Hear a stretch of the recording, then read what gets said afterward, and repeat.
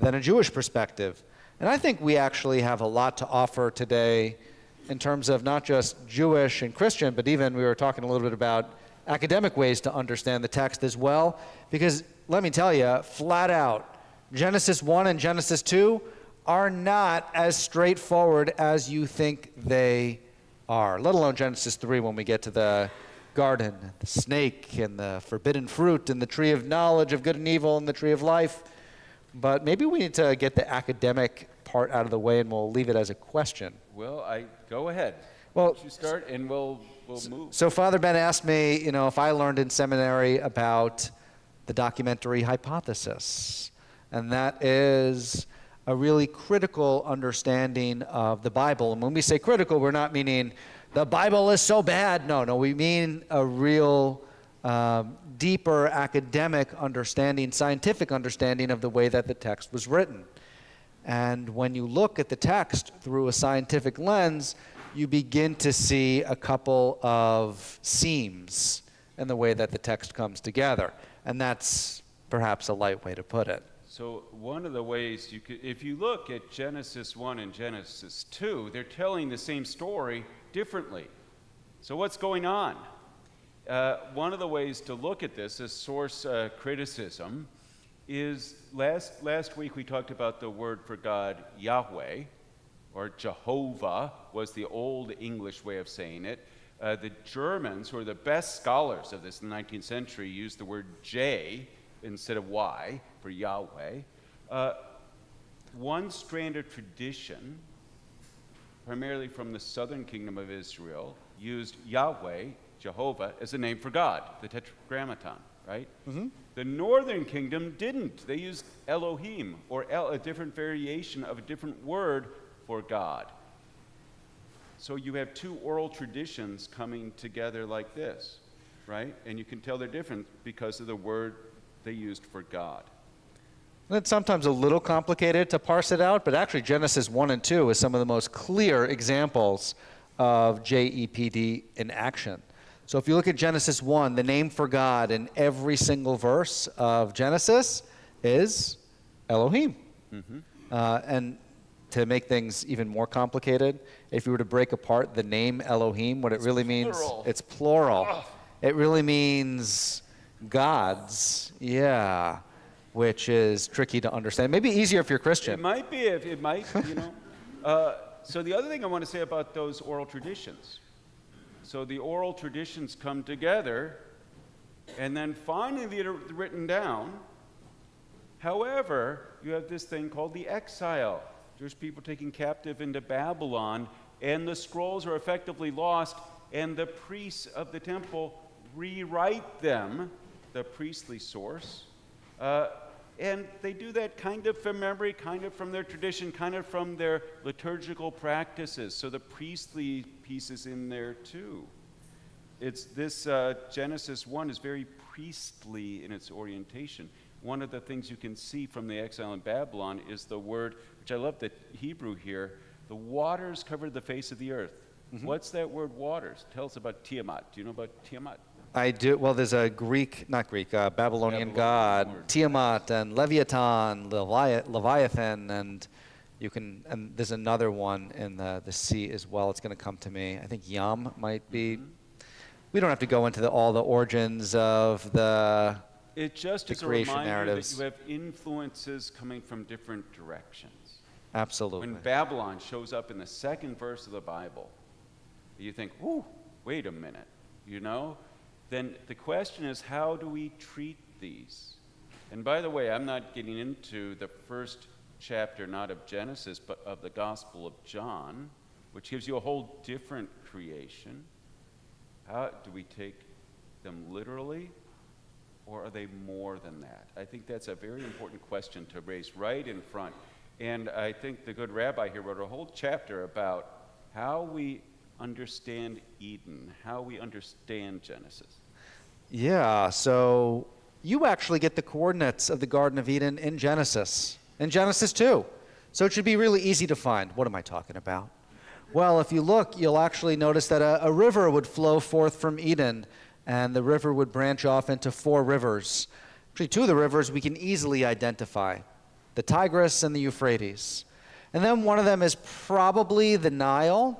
And the third one goes around Kush, which is Ethiopia. And if you look at a map and you try to find the intersection of all those rivers, good luck.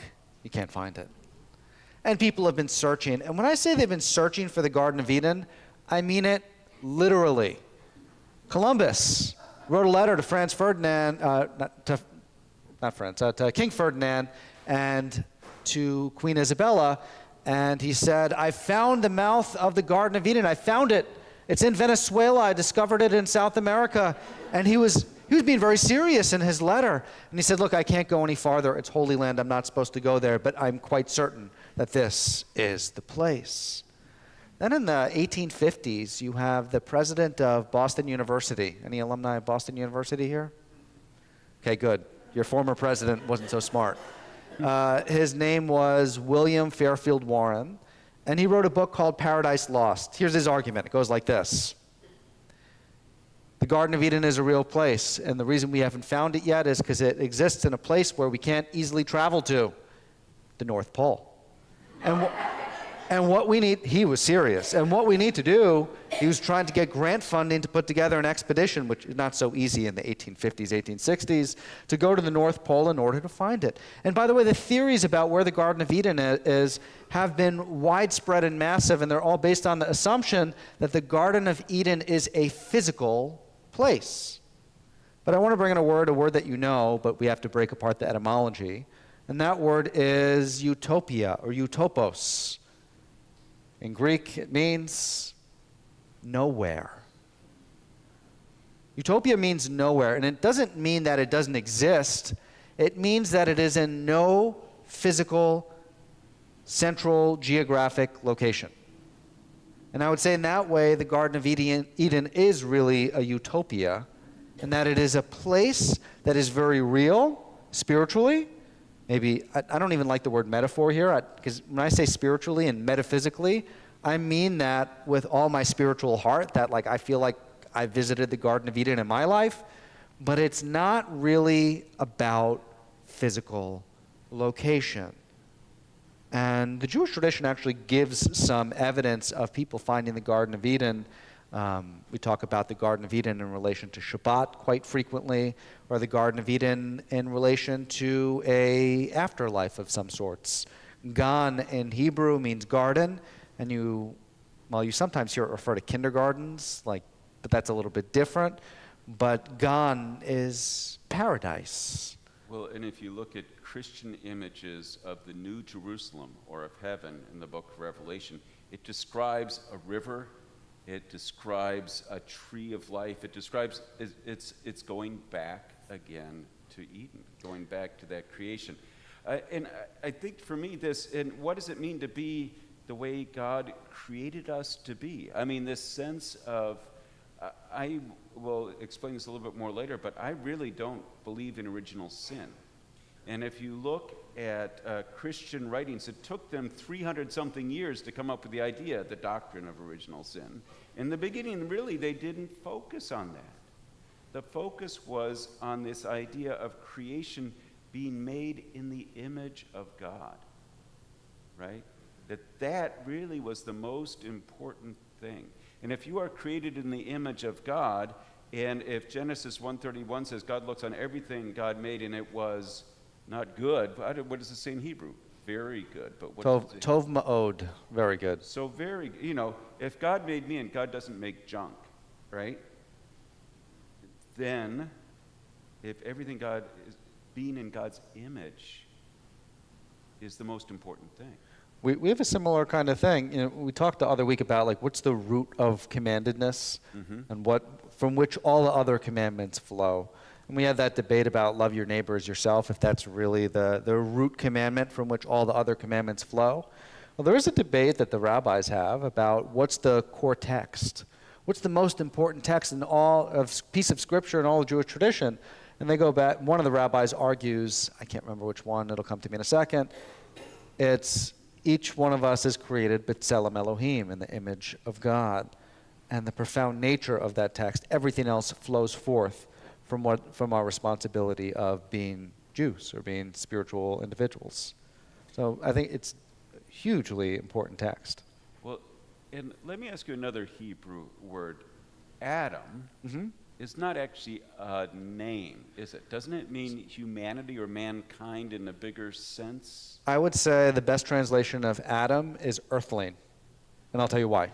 So in Hebrew, the word for red is Edom, Edom, but Adamah means ground.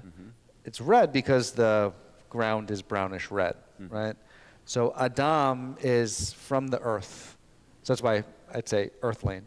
And Eve, Chava, really means ephemeralness, vapor, something along those lines. And so what makes Adam a human being, from mud to human, is the breath of God, the Ruach, right? Yeah. The Spirit. So God breathes the Spirit of God into Adam, and he becomes animated, if you will. Yeah. So is that, for you, the coming of consciousness? I think of the tree of good and evil. All of a sudden you're aware. Is that a moment in human evolution? How do you see that? I've always focused so much on what it means to eat from the tree of knowledge of good and evil, about really self-awareness and really an ethical and moral consciousness of the world, that I hadn't focused on what it means to actually have the breath of God breathed into you as a source of just consciousness in general, and the difference between those two. I think we have a primal nature and we have a higher nature. Going back to the idea of original sin, we don't have that in Judaism, by the way. Not at all. In fact, the source of sin in Judaism actually comes from Noah, a little bit later. And it says the Yetzer was within him from his youth, in describing humankind. And the Yetzer means your inclination or your evil inclination, but really it's your primal inclination. What it means to be animalistic in this world, to have the most basic of needs, to have the needs of food and shelter and, everything that we need as animals. But the higher consciousness, which we would call our Yetzer HaTov, is really about ethics and morals. And I think that also is what the tree of life of good and evil, tree of knowledge of good and evil is about. By the way, then we have another tree, and so much symbolism in Genesis that, of course, we're going to get into an interesting discussion. Then we have the tree of life. They're two separate trees, tree of knowledge of good and evil, and the tree of life at the center of the garden. And the tree of life, by the way, has become an ultimate metaphor for our sacred scripture, for Torah. In Proverbs, you have this line, Eitz Chaim hi lamachazikim ba, which means it is a tree of life to those who hold fast to it, and all who cling to it find happiness. And what they're talking about very specifically, or what the author of Proverbs is talking about, is scripture, or Torah. When you cling to Torah, it's your source of happiness. So one is about consciousness, one might be about higher moral consciousness, and the other might be about spiritual consciousness. Well, I have two things there, but I don't want to lose one little train of thought about Adam and Eve that I got from the Mormon church. Now, the Mormons, honestly, I don't know very much about. And Me neither, had for that Mormon matter. friends. But I read something recently about Adam and Eve, that they saw Eve particularly taking the apple as a moment, as I said, of human evolution, that was a heroic act, an act of courage that gave her what they would call agency, which is really this sense of right and wrong. It gave them the true ability to make a choice, because now you know what good and evil are. Now it's up to you to live it, right? But it wasn't the moment of the fall. It really was kind of falling upward. It's like, moving. And I thought, wow. I've always read the text that way too. I really like that. Yeah, didn't it do good for us? I mean, you might say it's the source of sin, but really, it's the source of, I like What that does it idea, say? They will be higher human like consciousness. gods, or like God, whether it's plural or, so what? And what does it mean to be like God? God gave us this part of Anglicanism, part of the Episcopal Church, is a deep respect for reason. God gave you a brain to use. It's not dictated to you. You got to work this out. Well, so it's a gift, right? Yeah, I'd say, and kind of, this might be a little bit of sound like apostasy, but I think it's one of the greatest blessings that Eve took the bite. And it's not always consistent in Jewish tradition, by the way. Let me say that there's a tradition which even carries on to this day, which is very sexist in Jewish tradition, and that is why women light Shabbat candles and not men. So on Friday nights, one of our rituals is that we light candles. It had a very utilitarian purpose in that you were not allowed to kindle fire on Shabbat. So what you would do is you would kindle fire before Shabbat and let the candles burn throughout as your light throughout Shabbat. And then it became more of a spiritual thing, that reason why we light Shabbat candles. By the way, friendly reminder, I talk about this, and I'm going to gloss over this way too quickly, but let me say that light was created on day 1, but the sources of light, the sun, the moon, the stars, were created day 4. And the light actually has a different function in day 1. I call day 1 light spiritual light. Maybe that's what John was talking about as well when he says, in the beginning there was the, what does he say? The word? We'll get to that. But let me finish my thought. When we're talking about lighting Shabbat candles, I think it's not just a utilitarian purpose. It's a spiritual purpose of bringing light into the world. So the tradition is everyone's is responsible for lighting Shabbat candles. However, the women have taken on the responsibility, and if you're in the presence of the women doing it, it counts. Why women? Well, according to the tradition, that because Eve extinguished the light from the earth in her act of eating the forbidden fruit, therefore women are required to bring light back, and therefore women light Shabbat candles.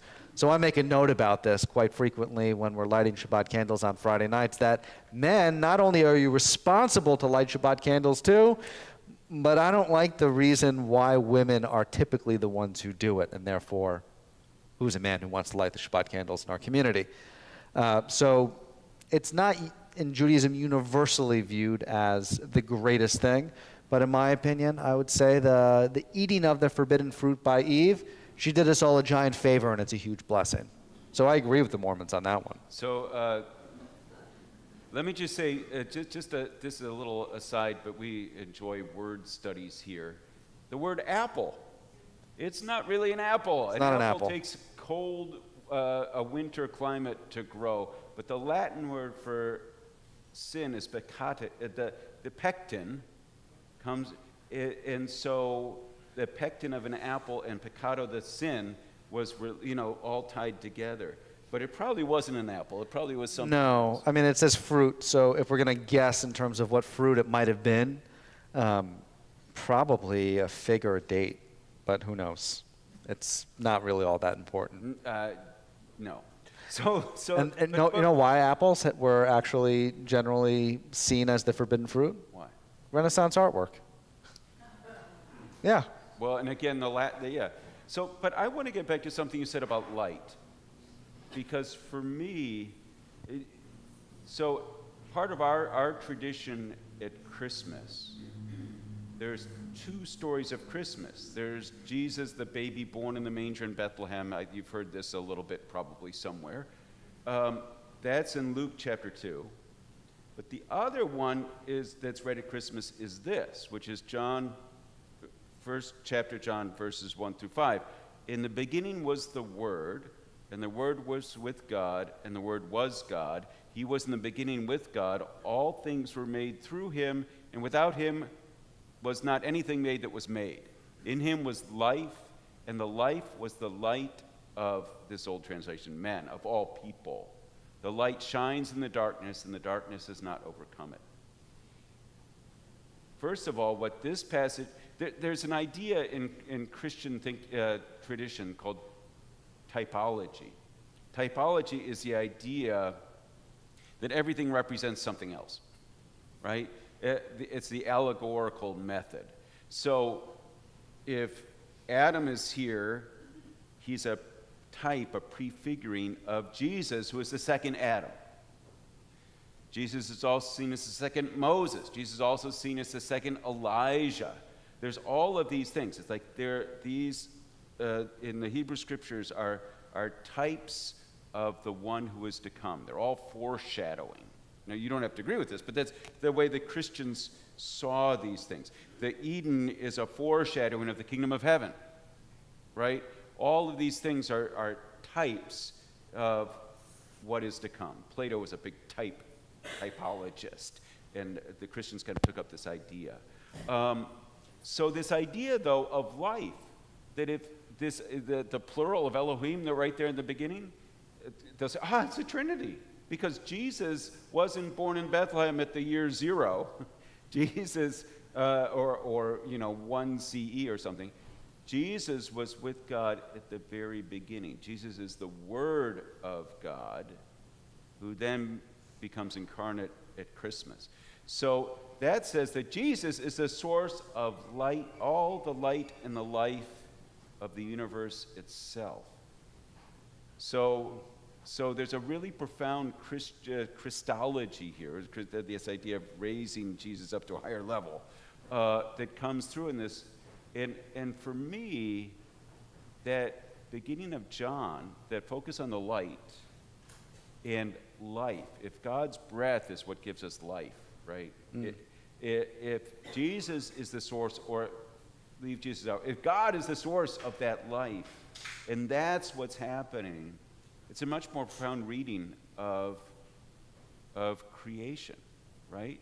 And you go to the Big Bang, but even if you look at the Big Bang, there's something called inflation, which is a moment right after 0, when before light actually comes out, but it's like there, it's like that, and it's very exciting, to think about that cosmologically based on this idea of God, the source of light and life, and how light and life are tied together and brought to us in Genesis. I think we got to talk about for a second of literal readings of the text. Good idea or bad idea? Especially if you're looking at Genesis 1 and 2. And I would say tremendously bad idea for a number of reasons. So like one, if you're going to say that, okay, if we trace back how old the earth is according to Genesis, and by the way, you can do this and it's been done. We actually have a calendar that's based on that in the Jewish tradition, and the world would be 5,785 years old. And you're thinking, wait a second, in my earth science class, I learned that the earth was millions and billions of years old, and the answer is yes, you're right. It's not literally 5,785 years old, at least I don't read it that way. But you could, I suppose. I mean, if you're going to say the sun, the moon, the stars were created on day 4, and those are the things that regulate time, or at least time as we understand it, how long is the first day? If there's no regulatory body that governs how long a day should be, 24 hours, 25 hours, 100 hours, 100 years, 100 million years? Not really clear. And the word yom, too, in Hebrew means day, but it can also mean like an epoch of time. So it might not necessarily mean that the world was created in 7 days, but 7 epochs, and you can read it in a number of different ways. But even from the very early on in both Jewish and Christian traditions, this text was not read literally. So literalists out there might be, rolling in their graves or wherever they are. But I'll say this, that Philo and Josephus, who were early historian, Josephus a little more of a historian, Philo a little bit more of a theologian of his time, we're talking very early that you have to read this text allegorically. And you have to read this text and unpack the symbolism of what the text is actually saying, and not read this as chronicles of history, which, by the way, the word for history doesn't even exist in the Bible. That should tell you a little bit about the way that they understand it. The word history is Greek. The best word that we have that might even be somewhat related to history is the word zichirah, which means remembrance, the way that we remember the past. But history is concerned with facts and figures and what happened, literally, and the Bible is not concerned with that, so unconcerned with it, it doesn't even have a word to describe that very Greek discipline. Well, I would agree completely. And I was talking a little bit about this scriptural criticism of the Bible, the source criticism. That all evolved in the 19th century in Germany. It was part of a real academic movement of looking at the scriptures and going back to original languages and then tying it with archaeology, all kinds of very exciting stuff. Then comes evolution, and without going into a big discussion here, some of Christianity wanted to fight against evolution by using the Bible as you would scientific data, treating the Bible exactly the same, like my facts versus your facts. I think that literal use of the Bible was a misuse of Scripture that has led us to all kinds of issues in Christianity and in American culture, because as the good rabbi has said, it's a metaphor, right? There's truth. The truth is actually deeper than the surface level. Yeah, I wanted to read that quote from Origen, one of the early church fathers, who's commenting on Eden and where Eden is. And he writes, "Who is so foolish as to believe that God, after the manner of a farmer, planted a paradise in Eden and placed in it a tree of life, visible and palpable, so that anyone who tasted its fruit with his bodily teeth would gain life? And again, that one could partake of good and evil by masticating the fruit from the tree of that name? Such writings are not to be understood literally, but are written in a spiritual sense." That's from Origen. 2nd century, right? Yeah. I mean, so really understanding, and I would say this in the Jewish tradition as well, understanding the text strictly as history, there could be no bigger bastardization of the text. And I think there are religious sects in this country who want to quote to you Scripture and say, like, this is literally the Word of God and everything that happened. And it's absolutely ridiculous. Even the Scopes monkey trial was based on the premise that the world was created in 7 days, and it was used as worse than history. The Bible was used to counteract science. Well, and the children of Ham was one of the sons of Noah, was used as an excuse for slavery. Yeah. You know, it was just very convenient to say, well, that explains it all. You know, so there's danger, but I hope what you're getting out of us today is there's beauty in this that is deeper than we're used to. If Eden is inside us, as Josh was saying, if the Spirit of God that is in us makes us who we are as human beings, and if all of us are created in the image of God, that says a lot about who we are, about how we should treat one another, about how we should worship, how we should live. I think of Namaste, you know, which isn't Christian or Jewish, but the holy in me recognizes the holy in you. Isn't that an amazing concept that we're really touching on right here at the beginning, in the beginning? By the way, it's also talk about a verse that is not as clear-cut as you initially understand it. That very verse, I'll read it in Hebrew and then I'll give my translation, and I'm going to emphasize a couple of words. Vayivra Elohim et ha'adam b'tzalmo, b'tzelem Elohim bara oto, zachar v'nekeva bara otam. So God made man in his image. In his image he created him. Male and female he created them. So a couple things here. One, going back to the documentary hypothesis and showing that this text can't actually be literal, because Eve doesn't come till Genesis 2, and apparently in Genesis 1 you have a reference to a female. Mm-hmm. He created them. And the other thing, I think, which is important to recognize, I shouldn't even have to say this, but I'm going to say it anyways. If God is creating both male and female in God's image, God is not a male. I mean, it just makes sense to me. By the way, I would say that God either A, doesn't have a gender at all, or God B, has multiple genders, or is a spectrum of genders, and it's not about God being a father in that sense. I actually said in a sermon that God could be they, them, if you, God is you literally, take this yeah. Trinity thing seriously. And people are like, huh. But We had a, really, I think the idea that God is beyond gender, that's a human anthropomorphic. We're trying to make sense of something that we can't make sense of, so we try to put it in a person-shaped box with an old white man and a beard, right?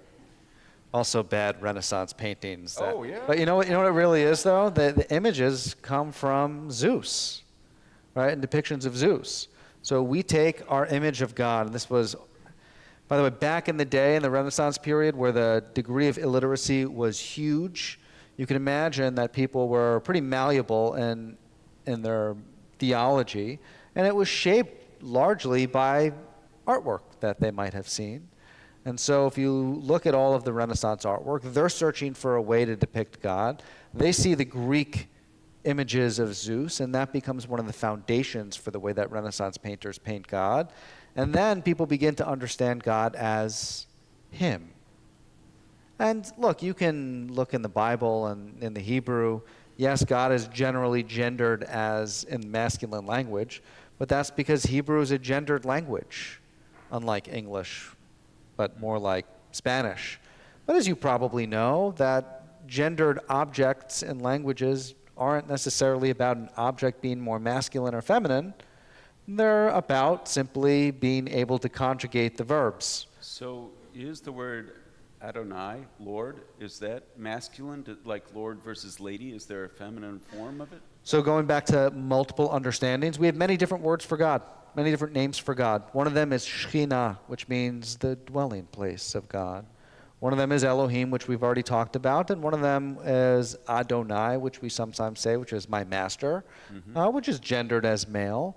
But I would say God has multiple genders in the Bible, and what about I don't have an issue with wisdom? that. Isn't wisdom feminine? Yeah, chokhmah in Hebrew is a feminine aspect. It is a feminine noun, and we often refer to God as wisdom, for sure. And so wisdom literature, which is so important in Judaism, is part of Christianity too. A feminist reading of Jesus is Jesus, I said, was the new Adam, was the new Moses, was new Elijah. Jesus also is the embodiment of wisdom, which is feminine, which is what led to a statue called Christa, which is feminine Jesus naked on the cross. Interesting. Which hung for a while in St. John the Divine in the city. I'm not sure where it is now, but it's a huge deal about 20 years ago when Christo was people, oh my gosh. But Jesus actually refers to himself as wisdom and uses the feminine pronoun. Wisdom is justified by her deeds. I want to go back to the archetype. Yeah. You know, Adam is archetype Yeah. number one, and Jesus being the fulfillment Yeah. of that, the perfection of it. We actually have a similar thing that was written by a very famous rabbi. His name is Joseph Soloveitchik, and he wrote a book called Lonely Man of Faith. Really phenomenal book. The interesting thing is that Rabbi Soloveitchik is an Orthodox rabbi, but he recognizes that there's a problem between Genesis 1 and 2, and so as a very religious man, he's not going to the documentary hypothesis in order to explain the differences, but he recognizes what you would call in Hebrew a kashya. Kashya means there's a tension in the text. There's a difficulty. Why do we have Genesis 2 when we don't need it, or why do we have Genesis 1 when we don't need it? Genesis 2 would suffice as the very beginning of the Hebrew Bible. And he says, essentially, you have both archetypes of humanity in Genesis. One is the Adam who is the builder, who is concerned about space exploration, who's concerned about creativity, who's concerned about generating things, who's concerned about the economy, and he's concerned about the social network, and he's the one who lives in the modern world. He says Adam number 2 is the spiritual lonely man of faith, the one who is concerned not about what is in the world, but why the world is. He's concerned about the deep spiritual questions, existential questions of existence, and he is concerned about finding God, and he's concerned about himself, and finding God within himself, and he's concerned about deepening the relationships with those around him, but not relationships for utilitarian purposes, but relationships for spiritual purposes. And he essentially says, we have both Adams in each and every one of us, and finding the healthy balance is one of the most profound ways to live. I actually love that idea. And he didn't write all that long ago. I think he wrote that in the 70s or 60s. Definitely worthy of putting on your reading list, whether or not you are Christian or Jewish. Really a phenomenal understanding of the Genesis 1 and 2 dynamic. Well, then I go back. This Sunday we have a lectionary with our prescribed readings. The gospel reading is the Lord's Prayer. So, how, forgive as we have been forgiven. How do we, thy kingdom come, all this stuff that really says it's within us, right? How do we forgive as we have been forgiven? How do we take this in personally and get back to the way we were created to be? That sense of healing or wholeness, getting back to the original, if the original Adam and Eve are in us, right? How do we get back to that sense of Eden or that sense of, original creation? I just think it's a wonderful idea rather than kind of blaming them, or... You know what we haven't talked about, by the way? Yeah. We haven't talked about the snake. Oh, my goodness. Yeah. I know the snake actually showed up in your book, didn't it? Did I write about the snake? Maybe not, but the snake is fascinating for a number of reasons. By the way, the Hebrew is important here in the etymology of what's going on. The Hebrew word for a snake is anyone know? Nachash. To guess in Hebrew is lenachesh. Why? Because the snake is the representation of doubt, placing doubt. And you actually see that throughout the Hebrew Bible.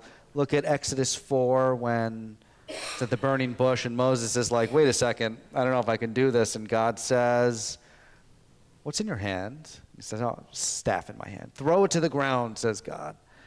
Throws it to the ground and it turns into the snake, and then God says, pick it up.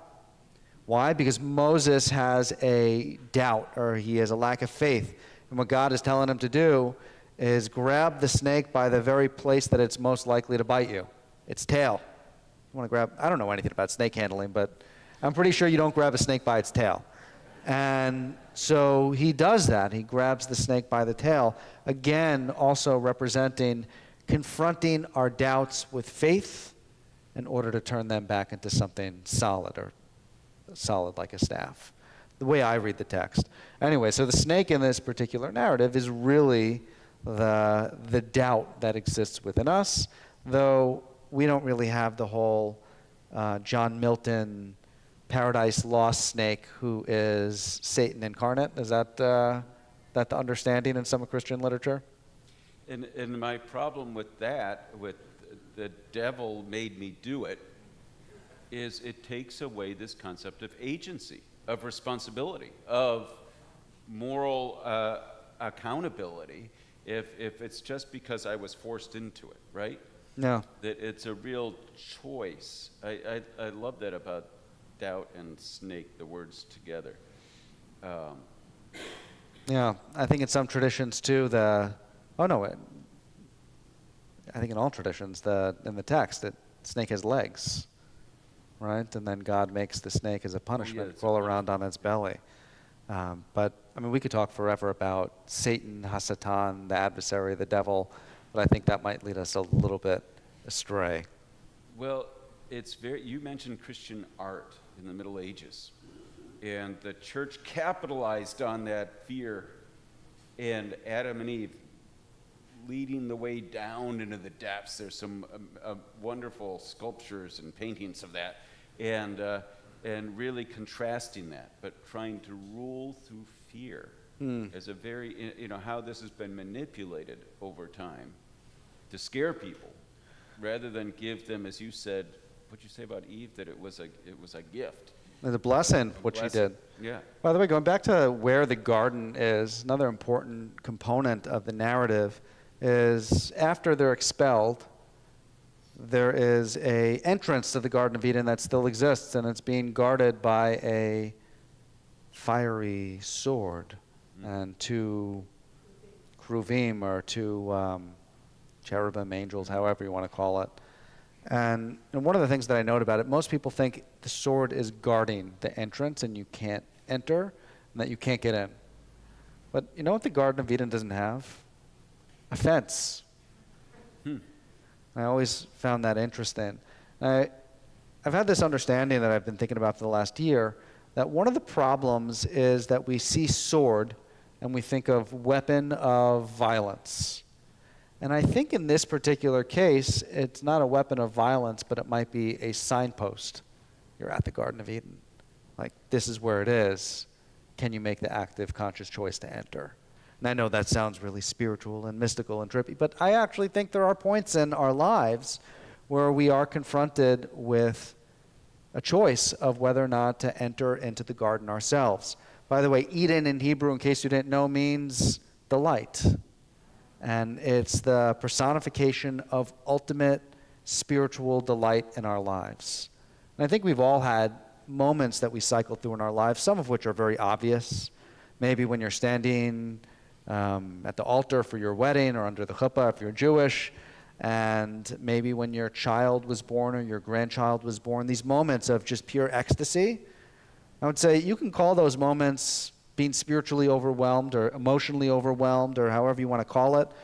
But one of the language pieces that I just say is, you're in Eden. And I don't mean that metaphorically. I actually mean that metaphysically. Like, you are in Eden. It's just not a place. It's the experience you're going through right now. Well, and I go back again to this Gospel of John. If the light, the life of God is in you, and what you're doing in that moment is reconnecting to what's already there. And we've put up our own blocks, you know. This was a Native American image that I really liked. You know how babies have soft spots on their heads? I was taught by an Arapaho person that soft spot is your connection to God, and then it kind of gets hard. It hardens up, and that the rest of our lives are trying to open that up again. And I think it's a wonderful image. It's this idea of creation. I love that, of Eden, or in the Christian scriptures and Revelation of the New Jerusalem, where there's so much light you don't need the sun or the moon because it's all light, you know.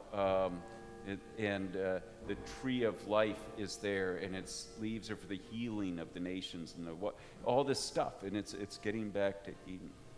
Yeah. Is that our bell to take questions? No, that's our 1:45 bell. We have 15 minutes. So, do you want to open up and see where people are at? Yeah, I would love to hear your questions, and we'll try to continue the conversation. Let's just see if we can limit it to Eden, creation, and I mean, 'cause we can go in 100 different places that we probably would lead us on a tangent. And one of the things that I like to try to do is keep us a little bit focused. Well, as you know, we could talk. We made an intentional decision to talk about scriptures and talk about some of these traditions instead of other things that might be very interesting, but we're just trying to keep it centered here. Go ahead, anybody. Speak up.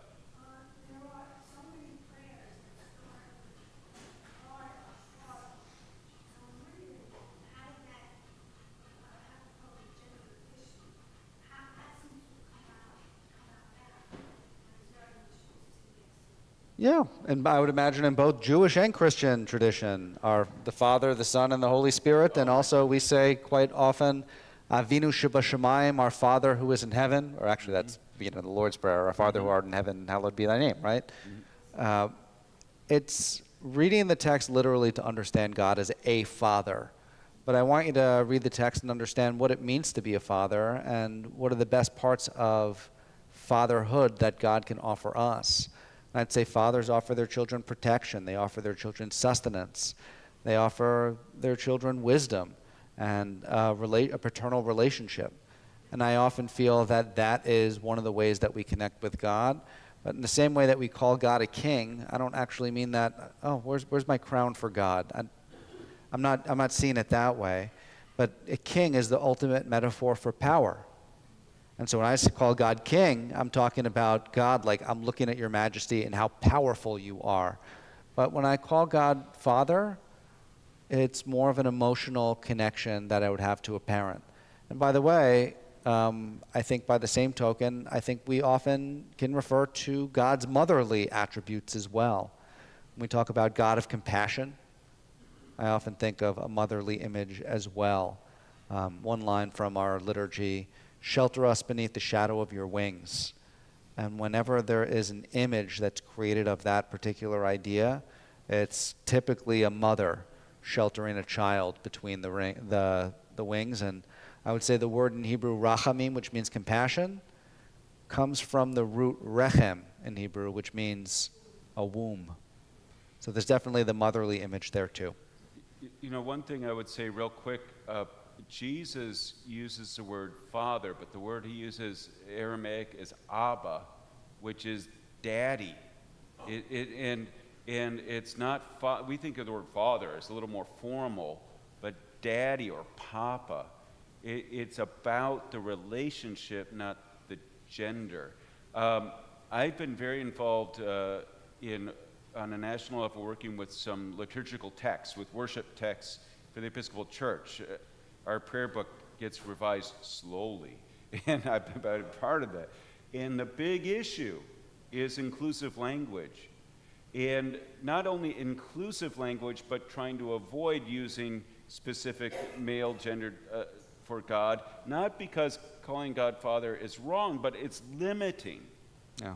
Right? I think God is beyond that.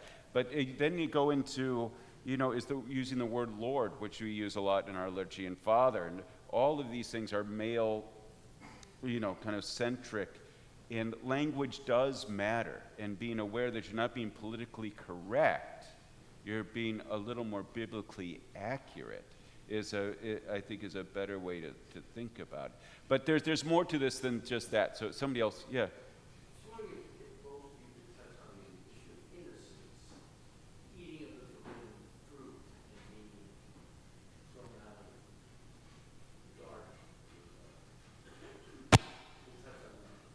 I would simply say that when Adam and Eve are in the garden, it's seemingly they're innocent of everything that's going on in the world, and that when you inherit free will, it also comes with a great deal of responsibility and moral complexity, and that's what they're really beginning to understand. And throughout the Hebrew Bible, you often see that I've set before you a blessing and a curse, that which is good and that which is bad. And you have to actively make the choice to choose good. Solomon, when he becomes king, asks God, give me the ability to distinguish good and evil. It's not necessarily so black and white. It's actually often in shades of ambiguity. Is there an age of accountability of tradition? Yeah, 13. That's when we become bar mitzvah. That's a bar mitzvah. Yeah. Right? So, in the back, yeah.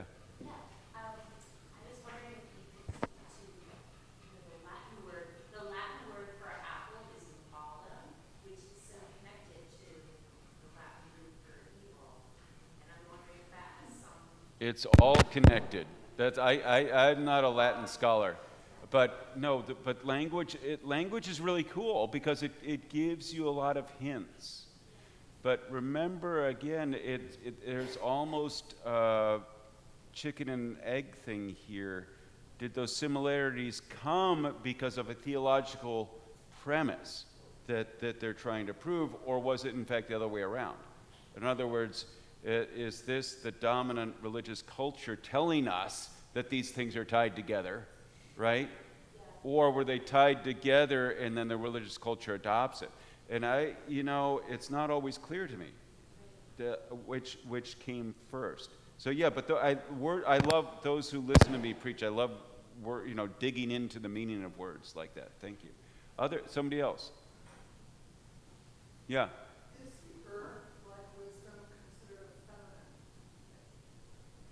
You say is the earth like wisdom, often referred to as feminine? Is the earth feminine? I mean, the word for earth in Hebrew is adamah, or the ground. It's feminine, but I think it might be reading into it a little bit too much to say that it's relevant or has anything special, any special significance. But that's my initial thought. I got to think about that one a little bit. Yes. Why do people so many people insist on taking the Bible literally, despite the fact that the clergy get up there and say you shouldn't take this literally? Because it's easy. It's so much easier to take the Bible literally and then have a really simplified understanding of the world. And people want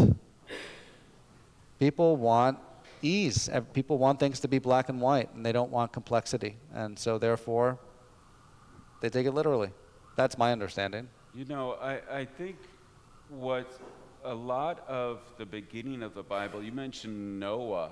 I'm not sure whether it's with Noah or a little bit that you move from prehistory to where you could actually find historical characters, maybe, right? But in the very beginning, you really are talking about oral traditions, myth, but myth not as something that's made up, but something that is speaking to a story that is telling a deeper truth, right? So, but people hear those words like, oh my gosh, you said you don't need to believe the Bible. I'm like, what? Yeah, to be clear, the Bible is one of the most foundational texts of my life. And those who study Torah with me know that I have a deep reverence for the spirituality of the Bible. And I can tell you all about the documentary hypothesis, but when I talk about the Bible being real and being meaningful and being the source of my life, I mean that very literally. Well, I think we talked about this last week about the Ten Commandments. What's the purpose, right? And for me, the deeper purpose is relationship. Let us make God in our image. I mean, this idea that Adam and Eve, first of all, Adam and Eve are created, so Adam, it's not right for him to be alone, right? We were supposed to be together. We're supposed to be in relationship. And again, that's just not modeling human relationship. It's modeling our relationship with God. Were we created so because God was, you know, there's James Weldon Johnson who wrote Lift Every Voice and Sing, wrote a paraphrased version of Genesis, and he has this line, God was lonely and said, let me make me a man. You know, and this idea that God was lonely and wanted us to be part of it. I did that kind of, because it's that relationship that has been so key in my own life. We have a Bible study every week. I love this stuff. But part of what I love is that you can have conversations like this, and it doesn't destroy it. It actually makes it more real to me personally. So I hope you get that out of this, not, just don't look at it. Yeah. Where does faith come into all this? I think that it's easier to believe something literally, say you have faith in that, than how it works. I don't know if that makes sense, that question. Well, I said typology. So Christians tend to read the Bible through a lens of Jesus. It's just a way of looking at it. But I would push that a little bit farther in terms of faith, Lucy, that people of faith read the Bible through a lens of faith. In other words, I don't see the Bible as an evangelical document. You read it, you're going to get converted. I think it assumes that you already have God. You're already looking at it from a spiritual perspective, and then you see it differently. Kind of read it with the lens of faith. I don't know whether you would. Yeah, I'd say you should never look at the Bible through one lens. You've got to be able to hold multiple different perspectives simultaneously, and that is such a tall order. So I'm quite aware that I'm asking a lot of you. But the rabbis actually have a way to really parse this, and they say, okay, there's 4 ways to see the text. And they use the acronym PARDES, which ironically means paradise or garden. And they say the first is the Peshat, the simple meaning. It's how you read the text, not literally, but what's the simple meaning of the text? What is the text saying? Then you have the Remez. The Remez is the indicative meaning. Like maybe the text is connected to another text in the Bible, and you got to understand the other text in order to understand this text. Then you have the Drash, the interpretive meaning. And that is a lot of the stuff that we're doing today, really analyzing the text and interpreting it and being able to draw meaning out of it. And then the last and highest level of understanding the text is the sod, the secret meaning of the text. And that's the mystical meaning of how we understand text. I'd say those four are not the only four lenses through which we should be looking at text. I mean, we started with saying we also look at the text, by the way, through a critical lens. In addition, and maybe and by the way, even in just those four that I mentioned before, a lot of them contradict each other. And you have to be often comfortable with the contradiction. So I would say faith is definitely a lens through which we see text, but it is not the only lens through which we see text. Well, and one of the things I would add to that is both of our traditions are deeply steeped in worship. And that the word is really meant to be experienced, reverenced, loved, heard in the context of worship. Rather than just an academic thing, we talked about Bible in schools, we're just going to read it, okay, I read it, I'm done. When you read it in a place like this, or the beach this afternoon, and you're doing it in the context of song and of prayer, and it changes everything. It makes it real. It makes it live, and I think that Garden of Eden becomes something not just figurative, right? I mean, but worship for me, now that's my job, my life, but really is, any scripture that I've memorized, a scripture that I've sung, because it goes deeper. And it's part of our worship, part of our life. Yeah. Would you say that? Would you? Yeah, I'm trying to think. There's this story, this Hasidic story about a guy who was preparing for the high holidays, and then he comes to his rabbi. He says, "Rabbi, I think I'm ready. I've gone through the high holiday prayer book like 100 times, memorizing every little thing." And the Hasidic master says, "Look, it's not how many times you go through the prayer book, it's how the prayer book goes through you." And I think a lot of that with the Bible is the same thing.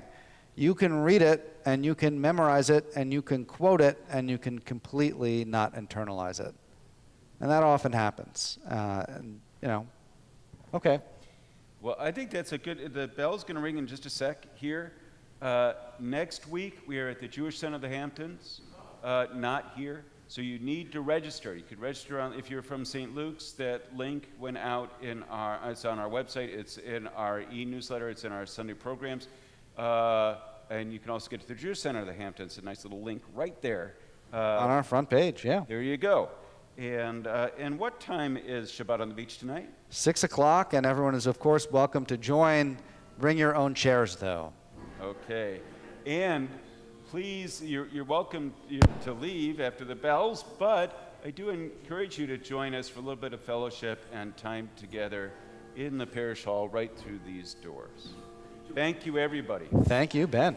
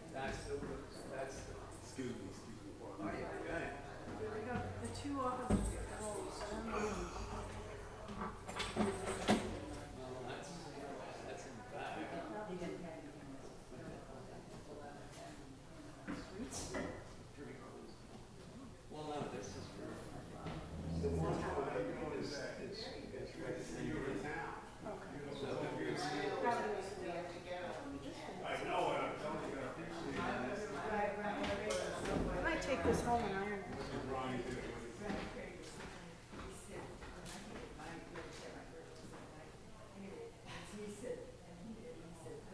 Only 90 days.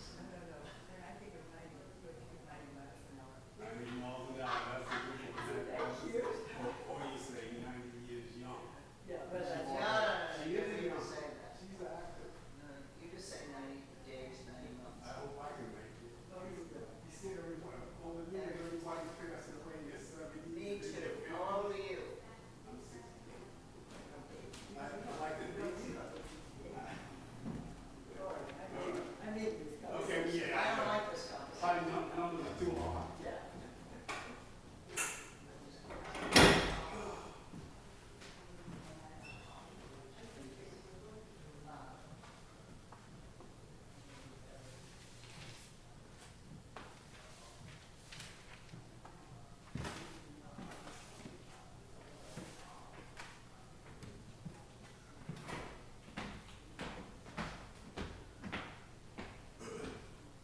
Want to grab that stuff? Want to grab that stuff? Water? What will I take care of? Oscar will take care of What, you want a drink of water? Have a sip of water if you want. If you need water. I'll do that.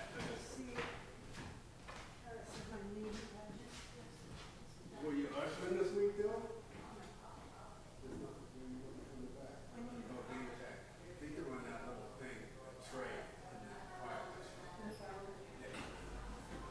I must have, when we had choir the last time that they were sang, Yeah. I don't know. Maybe someone took it. Somehow I had it on the wrong side of the road. Not on the road, it was like, I feel like I have this remembrance that I slipped it in somewhere when I took it off. Well, most likely with a magnet, it's stuck to something. All right? And I still don't know. I don't want to see how much wine and water we need. Okay.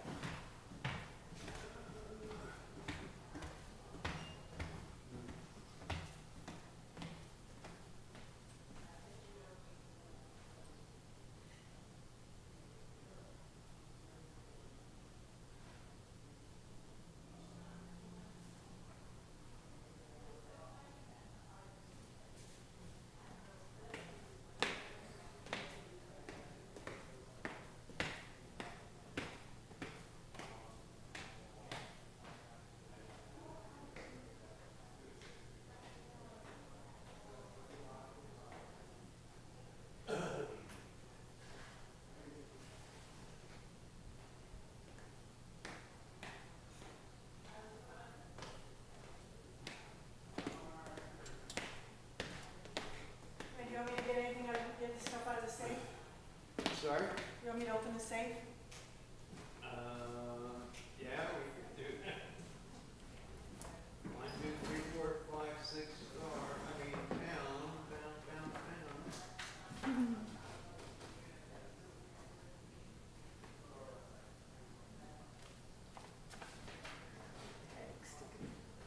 One tag, another tag.